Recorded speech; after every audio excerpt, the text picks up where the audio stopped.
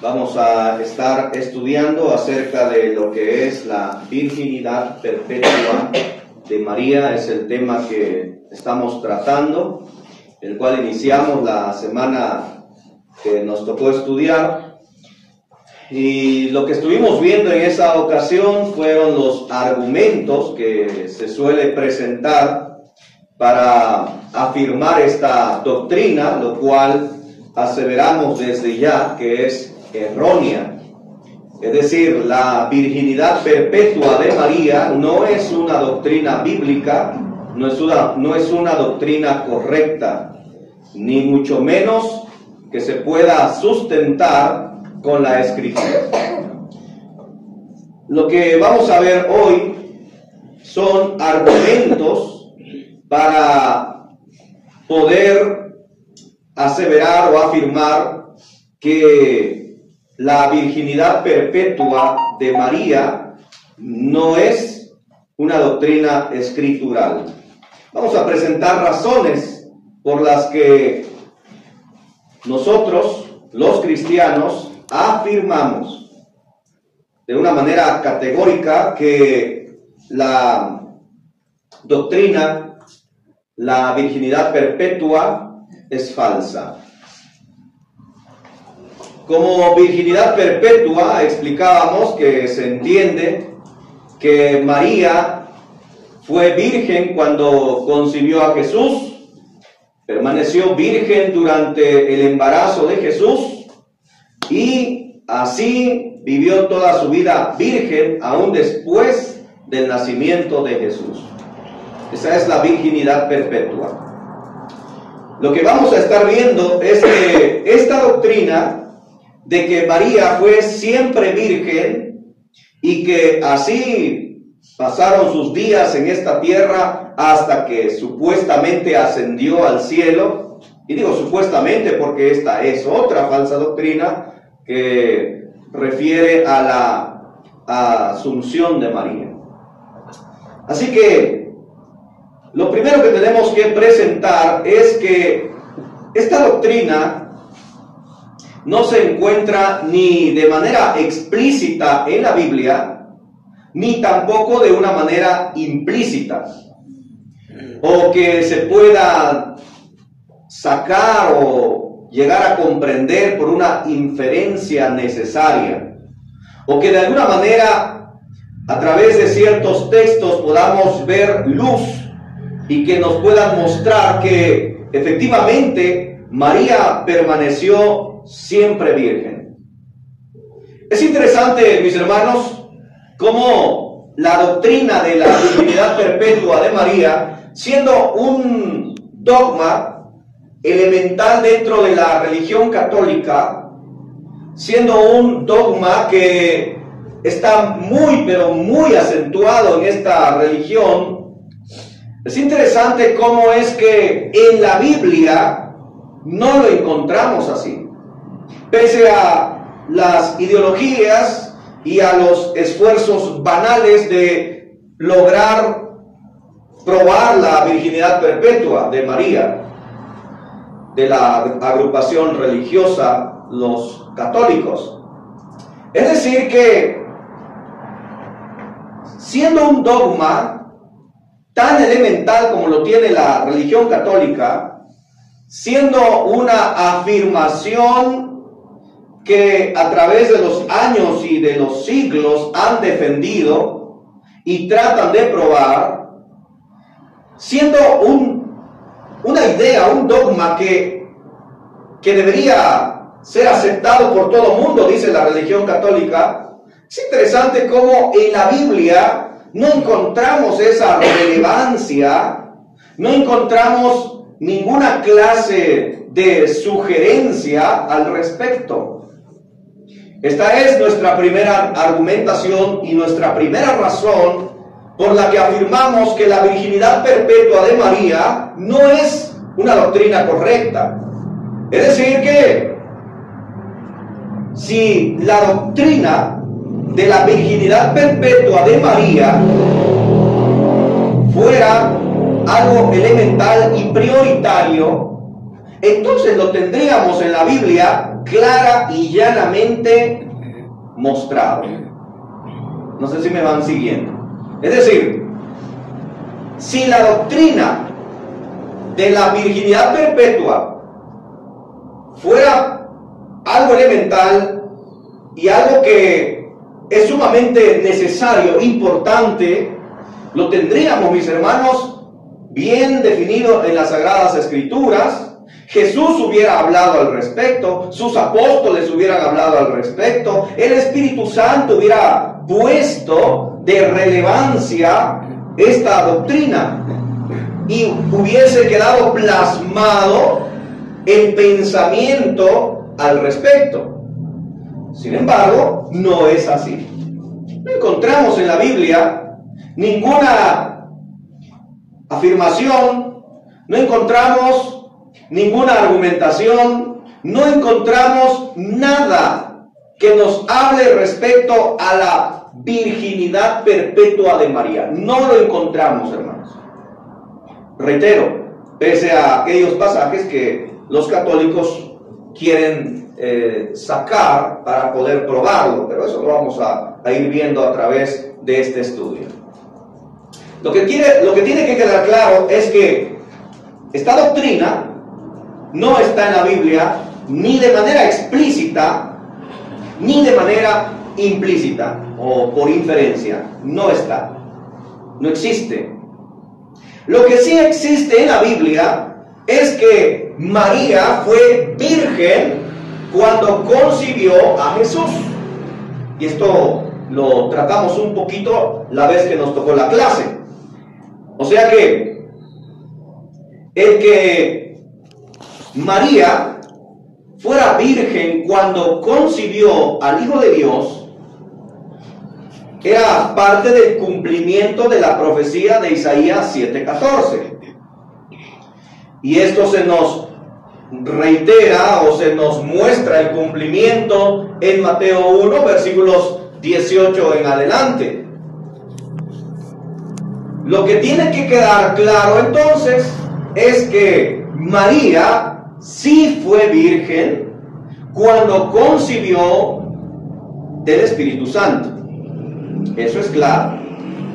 ¿Se acuerdan cómo María dijo cuando le apareció el ángel y dijo María, pero ¿cómo es esto si no conozco varón? El verbo conocer es un eufemismo, es una manera de suavizar o maquillar algún término que quizás a las mentes o a ciertas mentes pueda sonar grotesco o un tanto burdo. Entonces, conocer es que María no había tenido hijos, no había tenido relación sexual con nadie. O sea, ella no había tenido relación sexual con José y por eso ella se sorprende y entonces ella habla de que no había conocido varón, o sea, era virgen, y eso no está en discusión. Cuando María concibe del Espíritu Santo a Jesús, era virgen, sin discusión alguna. ¿Ok? Pero de ahí a decir que María permaneció virgen, eso es otra cosa. Una cosa totalmente diferente. ¿Sí me van siguiendo, hermanos? ¿Vamos bien? Es decir que la virginidad de María fue real en su momento y era necesario que fuera así, porque debía cumplirse la profecía, porque tenía que quedar claro que tanto la concepción como el nacimiento de Jesús tenía que ser un acto milagroso, un acto único, ¿sí? Un acto sin igual. Y fue así. Ahí nosotros no vamos a discutir absolutamente nada. Pero la Biblia no nos dice nada sobre de que después del nacimiento de Jesús, María haya seguido virgen.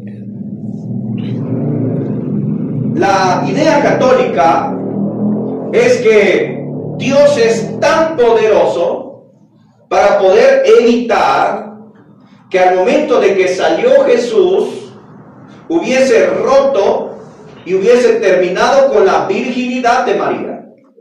Así lo afirman ellos. Pero eso es, o a eso se le llama argumentar o afirmar gratuitamente. Es una afirmación gratuita. ¿Por qué gratuita? Porque ¿dónde dice eso el texto? ¿Sí? ¿Dónde dice la Escritura que eso iba a hacer Dios? No lo muestra. Luego, por naturaleza, por causa y efecto, y porque María era ser humano, cuando nació Jesús, obviamente terminó con la virginidad de María. Si bien es cierto, María era virgen cuando concibió porque no conoció varón, pero cuando Jesús nació, por naturaleza, y esto lo saben las mujeres más que nadie, el bebé tuvo que romper y terminar con la virginidad de María. Y ahí viene el contraargumento, como les comento. No, pero es que Dios tiene el poder para hacer que ese bebé no hubiera roto nada. Es cierto, Dios tiene el poder para hacer mil cosas. Dios tiene el poder también para hacer simplemente que Jesús apareciera en esta tierra y listo. Pero ¿lo hizo? Por supuesto que no. Vino a nacer de una mujer y cumplir con todos los parámetros de un ser humano en esta tierra. Así que afirmar que Dios tiene el poder o apelar de que Dios es poderoso para poder hacer tal o cual cosa, es como decir, hermanos, ¿es poderoso Dios para hundir otra vez este mundo en agua? Sí, es poderoso. ¿Pero lo va a hacer? Claro que no. No lo va a hacer, porque Él ha dicho que no, aunque tenga el poder. Cuando debatimos con los pentecostales, por ejemplo, argumenta el pentecostés y dice, a ver, ¿a poco no tiene Dios el poder para hacer que nosotros hoy en día hablemos en lenguas? Claro, por supuesto que tiene el poder. Dios ahorita mismo, si Él quisiera y tuviera un propósito y fuera así, Dios me puede hacer que ahora mismo empiece a hablar en francés. Es más, olvidémonos de eso. Me puede hacer hablar idioma oso. ¿No? Puede hacer lo que quiera Dios. Hizo hablar a una burra. ¿Y eso qué? O sea, ¿qué prueba eso? Es decir, todo lo que hace Dios lo hace con un propósito. Lo hace con una razón. Como ese argumento que Stephen Hawking hizo famoso. Dios es todopoderoso para hacer una roca que ni Él mismo pueda cargar. Y ya con ese argumento todos los incautos decían, sí es cierto. O sea, si Dios es tan poderoso para hacer una roca y la hace y luego no la puede cargar, ándale. Entonces, ¿qué hay ahí? ¿No hay Dios o cómo está el asunto? Un argumento tan absurdo, ¿sí? Tan ilógico dentro de sí mismo. Dios no hace nada caóticamente, ni sin propósito. A ver, ¿qué propósito tendría Dios de hacer que María permaneciera virgen? Y aquí entramos a lo siguiente, fíjense bien, La siguiente razón por la que no creemos en la virginidad perpetua de María es porque el que fuera virgen o no después del nacimiento de Jesús no tiene relevancia, mis hermanos. O sea, el que fuera o no virgen María después de que se cumpliera el tiempo y el nacimiento de Jesús en esta tierra no tiene relevancia. De eso no habla la Escritura. La Escritura tenía que cumplirse en el hecho de que María debía ser virgen cuando concibiera a Jesús y que éste naciera. Pero después de ahí, la Biblia nada enseña sobre la relevancia o la importancia o la necesidad de que María permaneciera virgen. tenemos que decirle a los católicos cuál es el propósito o cuál sería el propósito de que María permaneciera virgen durante toda su vida. ¿Cuál sería el propósito? ¿En qué afectaría el no ser virgen? ¿En qué afectaría el plan redentor de la humanidad? ¿En qué afectaría el que María fuera o no virgen durante toda su vida? ¿En qué afectaría en el propósito divino para salvar a la humanidad? ¿En qué afectaría? En nada, hermanos. En lo absoluto. Y si alguien dijera, no, sí afectaría, tendría que mostrar el texto. Tendría que mostrar que María debería ser virgen durante toda su vida para que no se afectara el plan redentor de Dios. ¿Sí me voy explicando, hermanos? O sea, ¿dónde está el propósito? Ok, Dios es poderoso para evitar que María dejara de ser virgen. Ok, pero ¿cuál es el propósito de Dios? Tiene el poder, por supuesto, pero ¿cuál sería el objetivo de Dios al hacer que María permaneciera virgen? ¿Dónde está el texto que nos muestre la relevancia, el propósito y la necesidad de que tendría que ser así? El plan redentor de Cristo se llevó a cabo. No afecta en lo absoluto. En lo que afecta, mis hermanos, es en cómo la ideología católica o cómo el catolicismo pone a María en una postura que la Biblia no la pone. Y ese es el problema. Y por eso tenemos que hablar donde la Biblia habla y callar donde la Biblia calla. De ahí la necesidad de tratar estos temas. No porque tenga alguna relevancia. O sea, ¿en qué afecta o en qué beneficia? No tiene importancia, no tiene relevancia, no tiene razón de ser. Decir, es que permaneció virgen, ok, ¿y en eso en qué beneficia el plan redentor?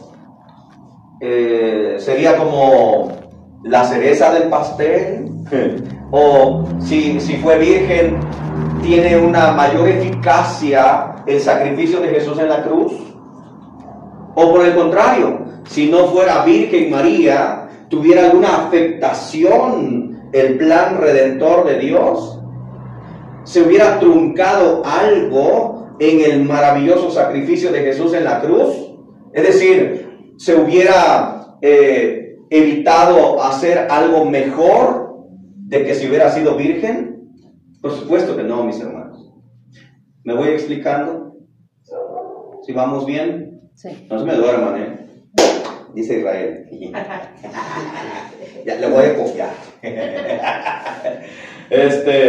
Ok, entonces, aquí, mis hermanos, tenemos que tener claro, número uno, la Biblia no lo pone explícita ni implícitamente, ni por inferencia ni mucho menos. Número dos, la virginidad perpetua no tiene relevancia en los escritos inspirados por Dios. No tiene ni mayor eficacia si hubiera sido virgen perpetuamente, o tampoco le restaría eficacia si no hubiera sido virgen perpetuamente. Así que la Biblia no nos muestra nada de eso. Nada más tienen que hacer la distinción, por eso lo hice al principio. La distinción es que debía ser virgen cuando concibió a Jesús, y eso es necesario, eso es elemental, y eso no lo podemos pasar por alto. Pero de ahí a que fuera virgen perpetuamente, no es relevante, no tiene importancia, ni afecta ni beneficia. Ahora, pero ¿fue o no virgen perpetuamente? No, no fue virgen perpetuamente.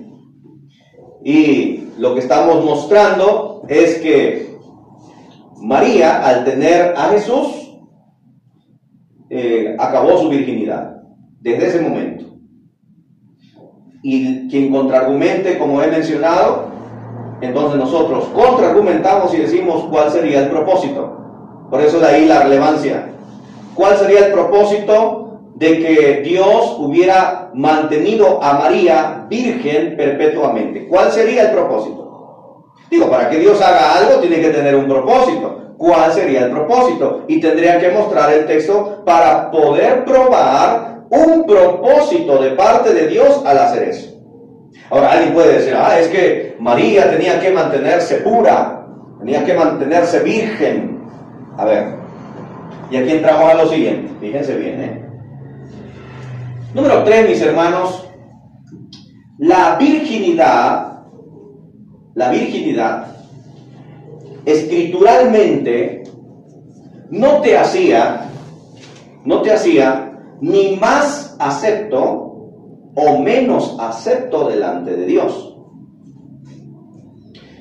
O sea que la virginidad, el no tener relación sexual, el permanecer virgen, no te hacía mayormente virtuoso, mayormente aceptable a Dios que los que sí tenían relación sexual. Y aquí vamos a entrar a lo que es el aspecto del matrimonio, hermanos.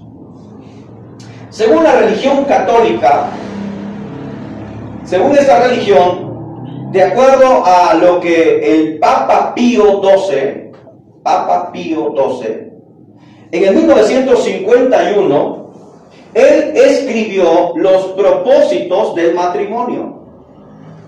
Y él habló acerca de que el matrimonio era para procrear y para poder tener esa unidad y esa intimidad sexual. Ahora, no porque lo haya dicho el Papa Pío XII, la Biblia lo enseña así. Los dos propósitos del matrimonio, ¿se lo saben? ¿Contexto bíblico? El procrear, texto. A ver, vamos a ver. A ver si despiertan. Cuando le dice a Eva que tendrá hijos con dolor de dolores. Ok, sí, parte, pero hay otro texto donde... Génesis 9:22. ¿No? De multiplicados y Ajá. de la tierra. Ajá, ¿cuál es? 28, ok, lo leemos. Génesis 1:28, ¿qué dice? Y los bendijo Dios y les dijo: fructificad y multiplicaos, llenad la tierra y sojuzgadla, y señoread en los peces del mar, en las aves del cielo, y en todas las bestias que se mueven sobre la tierra. Ok, bueno, ahí tenemos a Dios hablando con la primer pareja, que era Adán y Eva. Dios diciéndole a esta pareja que tenían que multiplicarse, tenían que sojuzgar la tierra, o sea, tenían que tener hijos. La pregunta es, ¿cómo lo iban a hacer? ¿Cómo iban a tener hijos? Teniendo relación marital. De otra manera no se podría. Ahora, la relación marital, entonces, la relación sexual, preguntamos al católico, ¿es impuro? No. Depende. Bueno, hablando dentro del matrimonio, ¿es inmoral? No. ¿Es sucio? No. Decadente, así. Uy, guácala, qué feo, malo. ¿No? Qué impuro. Y todavía, lamentablemente, en muchas mentes tienen a la relación sexual, aún en el matrimonio, como algo así, como un tabú, como que algo, como que no se tiene que tocar ese tema. Además, tal vez alguno de acá te dice, hermano, ¿por qué estás hablando de esto? Ay, Dios. Pero hermano, es algo natural. Porque si Dios lo hubiera querido ocultar, lo hubiera puesto ahí codificado, o no sé, ¿no? Pero ahí Dios lo está diciendo. Dios está hablando que tenían que multiplicarse, tenían que sojuzgar la tierra, tenían que llenar la tierra. Ahora, Dios sabía cómo lo iban a hacer. Dios puso en el ser humano esa necesidad y esa actividad natural inherente en el ser humano con el propósito de procrear. O sea que la relación sexual dentro del matrimonio, su propósito es procrear. Así que no es impuro, no es sucio, no es malo, no es inmoral, no es depravación, ni mucho menos. Es algo que Dios estableció dentro del matrimonio. Ahora, vayamos a otro texto. Primera de Corintios, capítulo 7, versículo 1. Primera de Corintios 7, 1. En cuanto a las cosas de que me escribisteis, bueno, que sería el hombre no tocar a mujer. El 2. Pero a causa de las fornicaciones, cada uno tenga su propia mujer y cada una tenga su propio marido. Ok. El propósito de la relación sexual dentro del matrimonio es para poder satisfacerse el uno al otro y evitar la fornicación o la relación sexual ilícita fuera del matrimonio. Es decir, Dios reguló ese deseo inherente, es decir, ese deseo que es parte de la naturaleza tanto del hombre como de la mujer. Dios lo reguló poniendo el matrimonio el lugar perfecto para poder ejercerlo, ¿sí?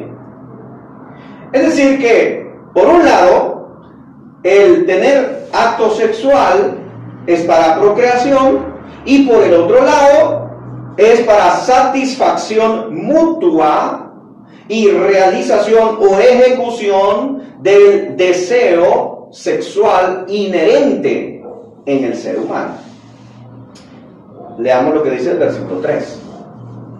El marido cumple con la mujer el deber conyugal y asimismo la mujer con el marido. Ok, ahí está. Cada uno tiene que cumplir con su deber conyugal. 4. La mujer no tiene potestad sobre su propio cuerpo, sino el marido, y tampoco tiene el marido potestad sobre su propio cuerpo, sino la mujer. Ok, veamos cómo Dios regula todas estas cosas. Dentro de un matrimonio, la mujer ya no puede decir, no, ni te me acerques porque esto es mi cuerpo. No, señora, ya le pertenece a su marido. Ni el hombre puede negarse a su esposa porque le pertenece a su mujer. Vean cómo el acto sexual es parte de un matrimonio y Dios lo ha regulado y Dios lo ha establecido así. Ahora, entonces, según Papa Pío, en el 1951, en una parte del Catecismo 2362, el Papa Pío habla de ello, acerca de que el matrimonio es para eso. Ahora, la Biblia lo enseña así también. Entonces, ¿dónde está lo impuro? ¿Dónde está lo malo si María tuvo relación sexual con su marido? ¿Dónde está lo malo? ¿Dónde está lo impuro? Oh, es que tenía que mantenerse virgen y pura, tenía que ser pura, porque fue la madre de Jesús. Ok, ¿y el tener acto sexual te hace impuro? Hermano, estaríamos perdidos, ¿sí? O sea, estaríamos perdidos todo el ser humano, porque entonces no habría forma de poder llevar una vida conyugal o marital. Seríamos una bola de impuros, aquellos que estamos casados. Andaríamos mal. Nos tendríamos que purificar antes de hacer cualquier cosa, porque estaríamos manchados. Mis hermanos, el acto sexual no es nada impuro, al contrario, fue algo que Dios estableció, algo que Dios reguló para procreación y para satisfacción mutua en el matrimonio. ¿Dónde está lo impuro entonces? Entonces, si María tuvo relación sexual con José, que era su marido y era lo natural, la hace a ella impura y menos bienaventurada, la hace menos dichosa, la hace una mujer, no sé, impura, sucia, decadente. No, mis hermanos. Ahora, por el otro lado, si María se hubiera mantenido virgen sin una relación sexual, ¿la hace eso más pura, más aceptada, más bienaventurada? No, hermanos, porque el acto sexual no es malo, no es pecaminoso, no es sucio, no es inmoral. Es algo que Dios estableció. ¿Me voy explicando, hermanos? ¿Sí? ¿Se están grabando el argumento? O sea, el que María haya tenido relación sexual no la hubiera hecho impura. O que si no lo hubiera hecho, no la hace más pura. ¿Sí? En otras palabras, no es relevante. Es interesante cómo las personas, y hablando acerca del sacerdocio católico, y eso lo vamos a ver también acerca de el celibato, cómo se abstienen, según ellos, de la relación sexual y viven una vida célibe, la idea que tienen, ¿no? O cómo lo toman, el decir que si se casan ya ya como que se mancha, se echa a perder el sacerdocio y todo tipo de cosas. Pero veamos cómo el matrimonio, hermanos, el matrimonio y la relación sexual en el matrimonio es honrado por Dios, es requerido por Dios para evitar los pecados, las fornicaciones fuera del matrimonio. Y ya lo vimos, 1 Corintios 7, versículos 1 hasta el versículo 5 nos enseña eso.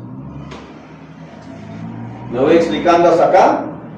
¿Alguna pregunta, duda, comentario? ¿Vamos bien? ¿Todo claro?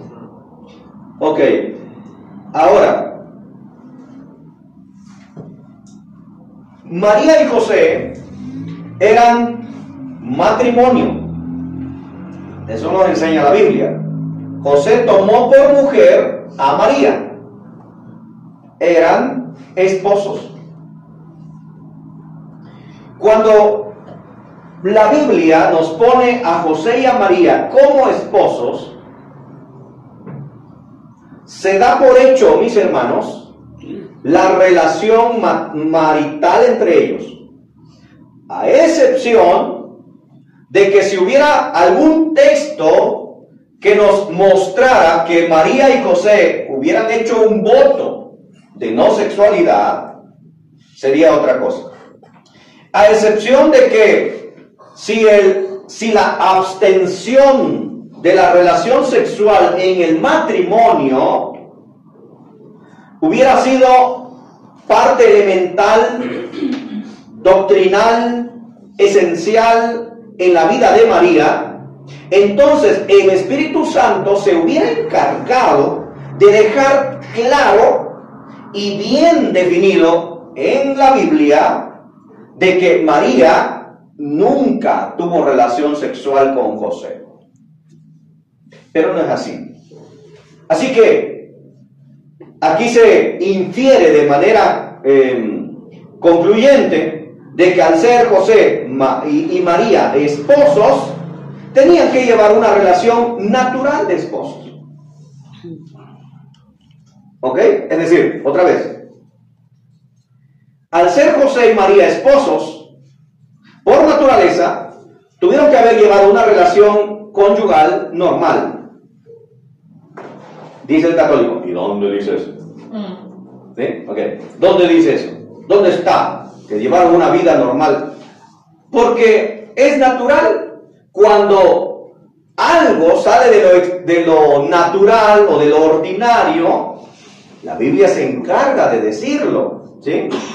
Vamos a suponer que el que María hubiera sido virgen siempre fuera relevante e importante y que el Espíritu Santo tenía que dejarlo claro, entonces simplemente hubiera dicho que María nunca tuvo relaciones con José y permaneció virgen hasta el último de sus días. Así hubiera estado. Pero no es así. Entonces, como no hay nada que lo diga, entonces de ahí se sigue que al decir que José y María eran esposos, llevaron una vida natural, ¿sí? Normal. O sea, tuvieron acto sexual. Vamos a Mateo capítulo 1, versículo 25, siguiendo esta misma línea de pensamiento. Mateo 1, 25. Pero no la conoció hasta que dio a luz a su hijo primogénito y le puso por nombre Jesús. Ok. Y no la conoció hasta que dio a su hijo primogénito y le puso por nombre Jesús.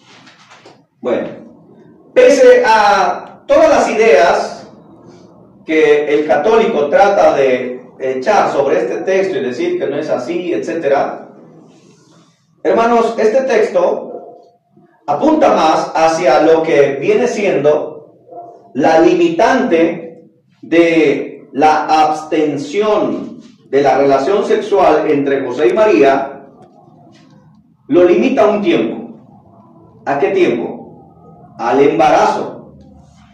Y no la conoció, hablando de José, y no la conoció hasta que dio a su hijo, hasta que dio a luz a su hijo primogénito.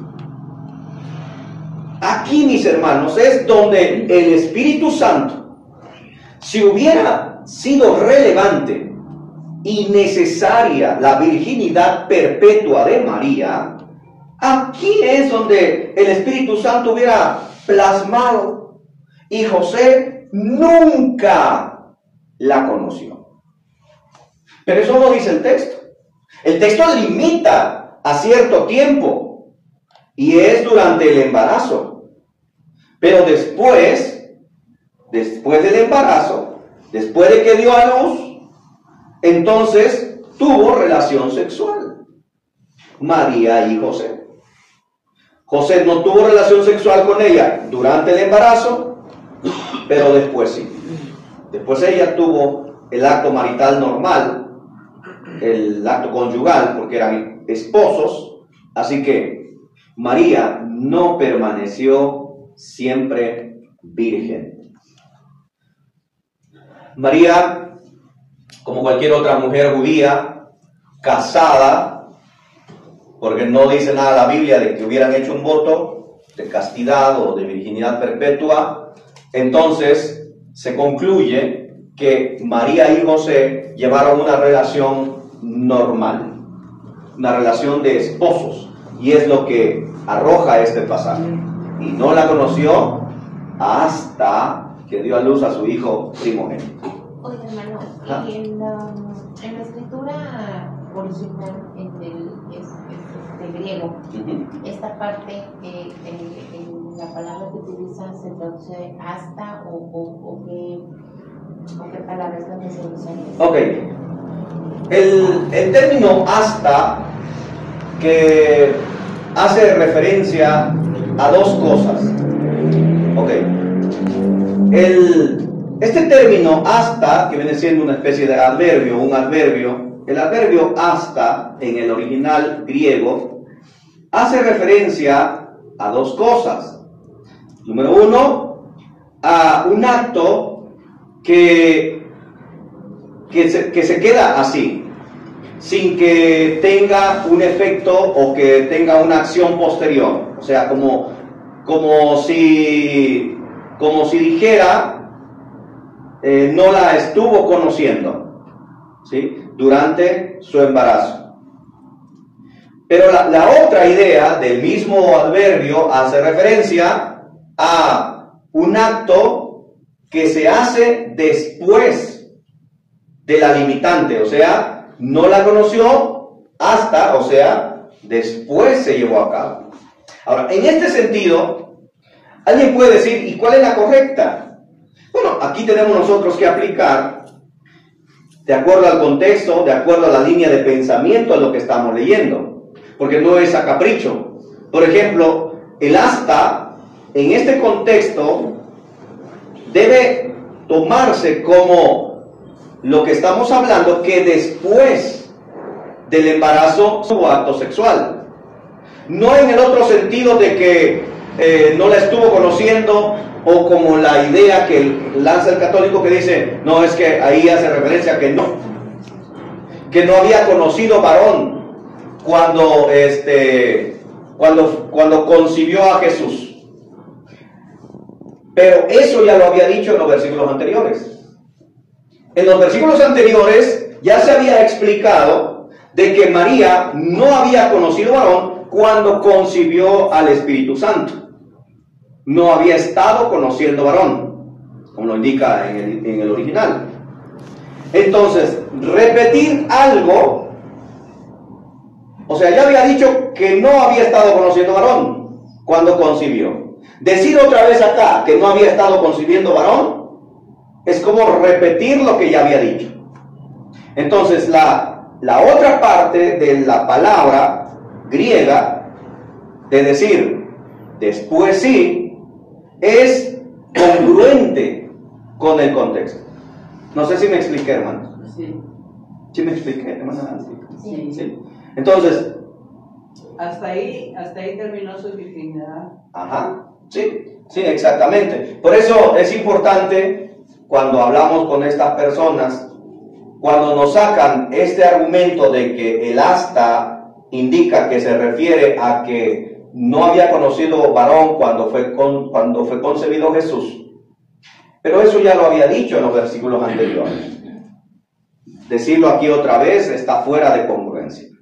Entonces, es congruente y es aceptable el decir la otra postura de que limitó la acción de conocer o de tener acto sexual con María durante el embarazo, pero después sí la tuvo. Y vamos a ver algunos argumentos, como lo es el que tuvo hijos, para poder reafirmar el hasta de Mateo 1:25.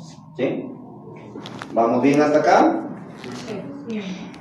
Bueno, vamos a dejarle hasta aquí.